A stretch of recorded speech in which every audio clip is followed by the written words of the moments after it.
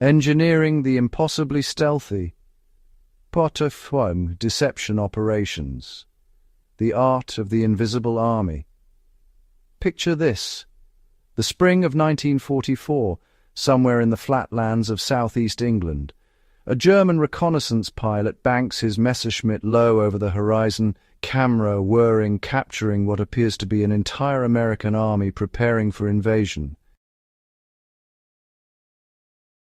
Rows of Sherman tanks gleam in formation.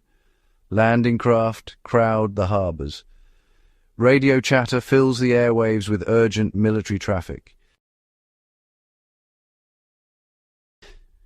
But here's the truth that would change the war. None of it was real. What that pilot photographed was perhaps the greatest magic trick in military history.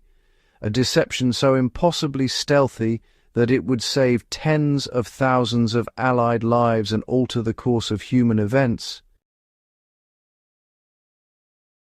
Welcome back to Fieldcraft Chronicles, where today we're pulling back the curtain on the Ghost Army's phantom invasions and brilliant psychological warfare that proved deception could be as deadly as any weapon forged in steel.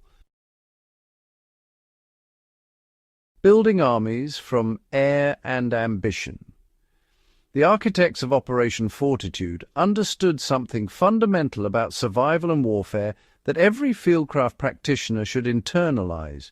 Your enemy sees what they expect to see. The 1st United States Army Group, commanded by the fearsome General George Patton himself, existed only in the imagination of German intelligence, yet it tied down entire panzer divisions that could have slaughtered Allied soldiers on the beaches of Normandy. The creation of Fuseg required the kind of improvisation that would make any survivalist proud.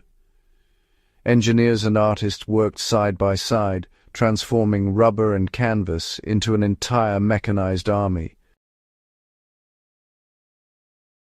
Inflatable tanks that could be carried by 4 men were positioned in fields visible to enemy reconnaissance. These weren't crude approximations.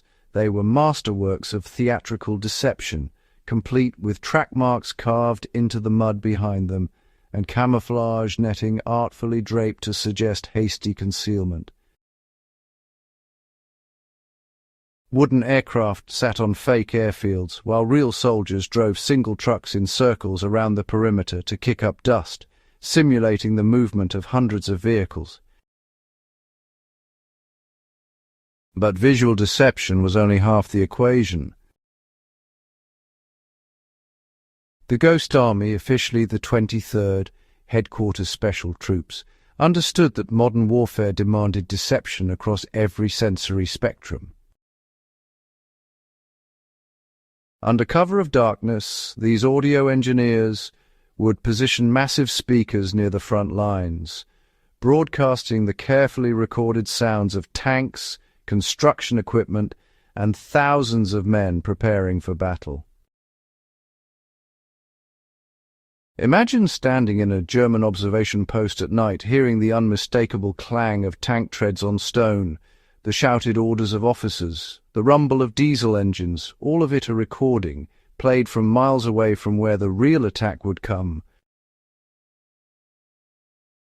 Meanwhile, radio operators maintained constant chatter, creating these really elaborate conversations between fictional units, reporting on supply movements that, well, never happened, and even requesting reinforcements that didn't exist.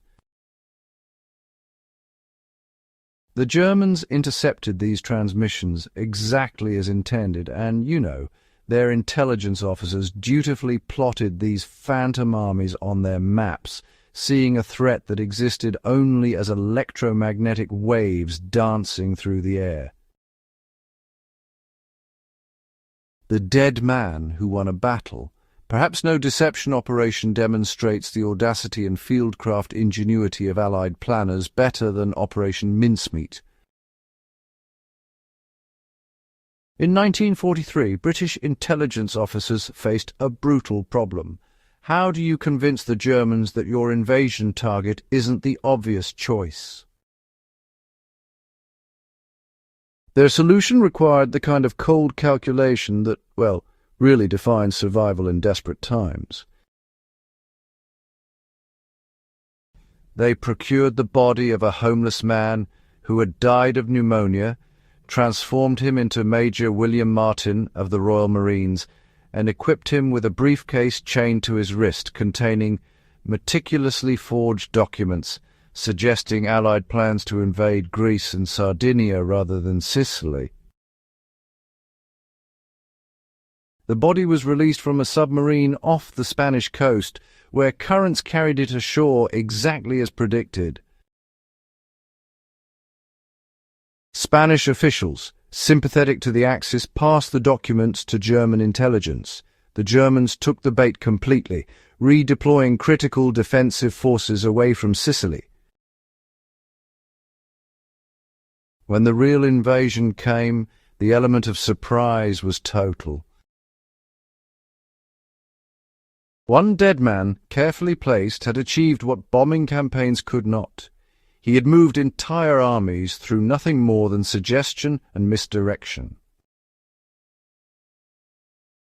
In conclusion, these operations remind us that, honestly, the most sophisticated survival skill isn't about building fire or finding water.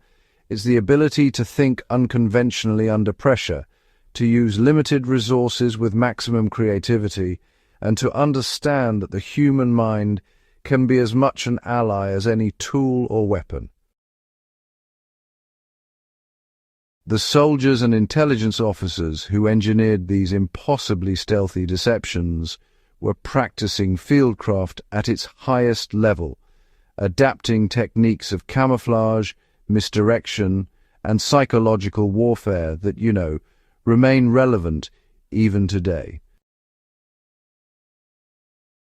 Whether you're training for wilderness survival or simply trying to understand how ordinary people accomplish extraordinary things when survival demands it, these stories, well, they offer profound lessons in resourcefulness and strategic thinking. If this deep dive into wartime ingenuity has sparked your imagination, hit that subscribe button and join the Fieldcraft Chronicles community. Share this with anyone who values the intersection of history, intelligence, and self-reliance. The past has so much to teach us about thriving when the stakes are highest.